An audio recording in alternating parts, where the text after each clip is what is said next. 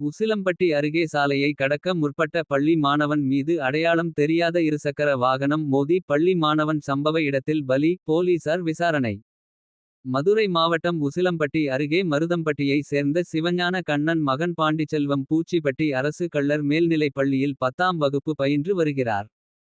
இந்நிலையில் இன்று பள்ளியில் காலாண்டு தேர்வு நடைபெறு வருவதால் 10ஆம் வகுப்பிற்கு மதியம் தேர்வு நடைபெற உள்ள சூழலில்.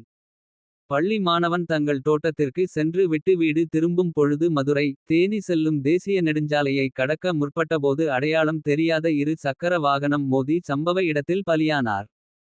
சம்பவமறிந்து விரைந்து வந்த உசிலம்பட்டி தாலுகா போலீசார் மாணவனின் உடலை கைப்பற்றி பிரேத பரிசோதனைக்காக அரசு மாவட்ட தலைமை மருத்துவமனைக்கு அனுப்பி வைத்துவிட்டு அடையாளம் தெரியாத இருசக்கர வாகனம் எந்த வாகனம் எங்கிருந்து சென்றது என்பது குறித்து விசாரணை மேற்கொண்டு வருகின்றனர். இதனால் மதுரை தேனி தேசிய நெடுஞ்சாலையில் சுமார் அரை மணி நேரத்திற்கு மேலாக போக்குவரத்து பாதிக்கப்பட்டது. மேலும் சாலையை கடக்க முற்பட்ட பள்ளி மாணவன் மீது அடையாளம் தெரியாத இரு சக்கர வாகன மோதி பள்ளி மாணவன் பலியான சம்பவம் பெரும் சோகத்தை ஏற்படுத்தியுள்ளது.